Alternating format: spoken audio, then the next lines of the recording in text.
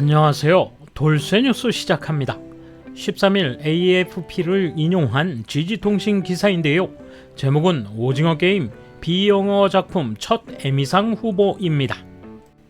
이미 많은 상을 받은 오징어 게임이지만 이번에는 TV판 아카데미로 불리는 에미상 후보에 올랐다는 소식이죠.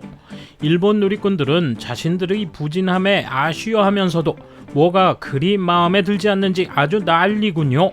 뭐라고들 하는지 함께 보실까요? 통 크신 구독, 좋아요.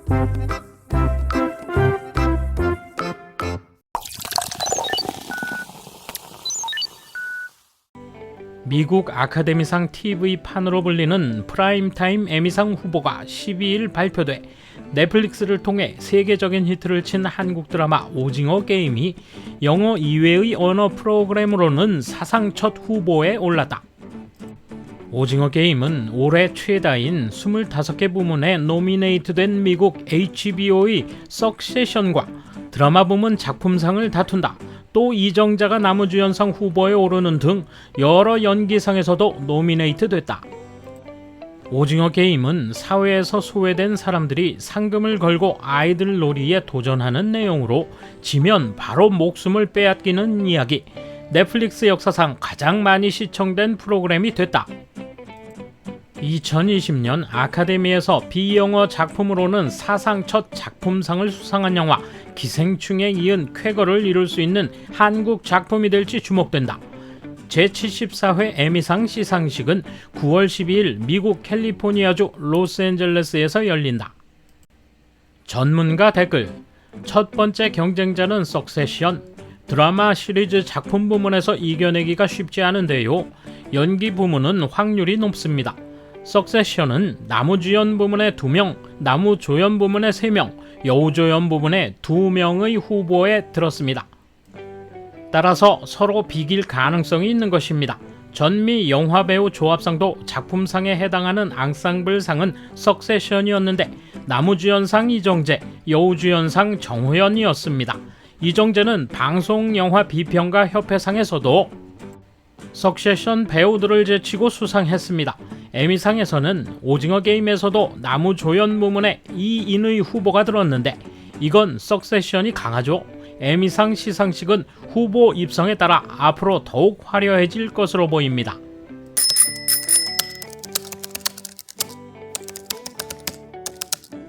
일본은 글로벌 대상에서는 어렵다. 한국은 어떻게 보면 환경이 좋았다. 일본의 경우는 국내에서 모두 완결할 수 있고 인기가 생기면 그걸로 충분히 살아갈 수 있다.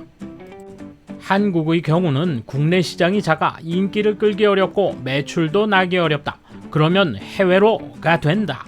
엔터테인먼트에 대해서도 일본은 내수 소비 경제를 계속해왔기 때문에 좀처럼 글로벌을 향하지 않는다. 그렇다면 안전한 국내용으로가 되어버린다. 연기력보다 코어한 팬이 보기 때문에 어느 정도 수입이 보장되는 자니스풍의 캐스팅과 비슷비슷한 연애물 영화를 만들고 있는 일본 영화다. 그래서 해외에서 평가를 조금 받기만 하면 수상적인 영화 평론가들이 봐야 할 영화, 지금 가장 주목하는 감독이라며 극찬하는 일본 영화계다. 그런 면에서 일본 영화나 드라마 중에서는 해외에 내놓을 수 있는 작품이 적다고 생각한다. 한국의 엔터테인먼트는 항상 미국을 의식하고 미국에 진출하는 것을 가장 영예로운 일이라고 생각한다. 최대 시장인 미국을 움직일 정도로 화제성이 높은 작품을 향후 일본은 얼마나 만들 수 있을까 기대하고 있습니다.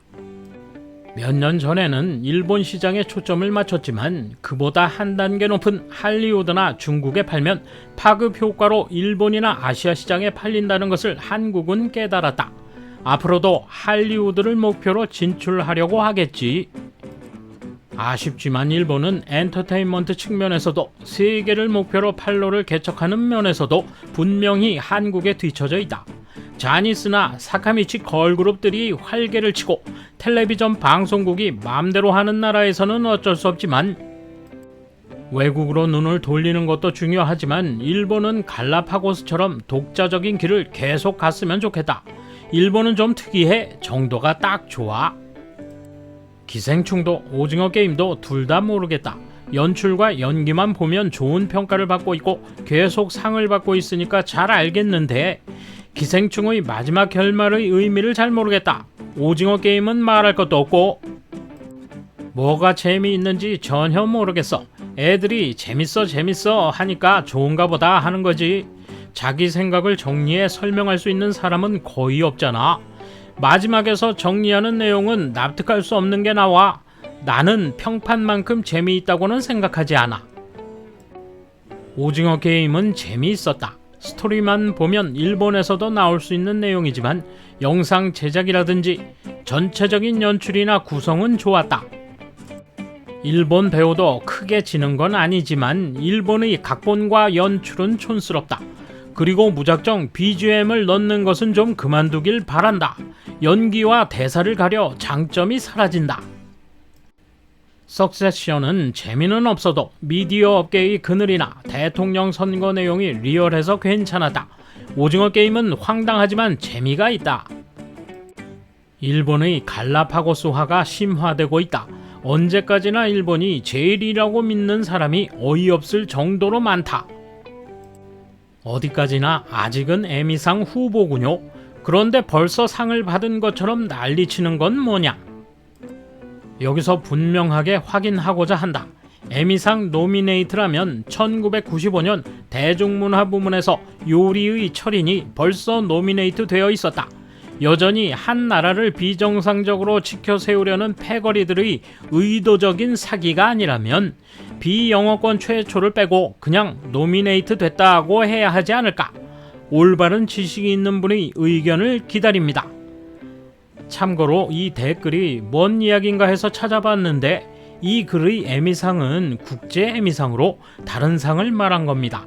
다시 댓글창에 가보니 이미 사라졌군요. 경제가 파탄나려고 하는 나라에서 엔터테인먼트에 전력으로 투자하니까 국가 존망이 걸린 정도잖아. 북한의 핵미사일에 대응하는 것 같은 분위기다. 광고나 버라이어티의 오마주 꽁트 같은 걸로 밖에 보이지 않지만 아마 내용은 표절일걸. 카이지를 베낀 거라는 말은 한국 사람들을 싫어하는 사람들이 꾸며낸 이야기가 아닐까 해서 일부러 봤는데 역시 작가가 카이지를 그대로 베낀 게 거의 틀림없었다. 재밌었다. 한국의 엔터테인먼트는 솔직히 굉장하다고 생각해. 일본은 언제까지 그런 드라마를 만들 거냐? 아침이 밝아오는데 몇 년 걸린다는 둥 그런 건방진 소리는 관둬라. BTS 팬이 빌보드 랭킹 조작한 게 들통났다고 하던데 오징어 게임은 괜찮은 거냐? 돌쇠 한마디. 일본 내수시장 국책 어쩌고 하는 지겨운 레파토리 역시 빠지지 않는군요. 언제까지나 자기들을 돌아보지 않기를 바랍니다. 감사합니다. 돌쇠 물러갑니다. 이번 소식은 여기까지입니다. 시청해주셔서 감사합니다. 돌쇠처럼 꼬직하게, 마님처럼 화끈하게.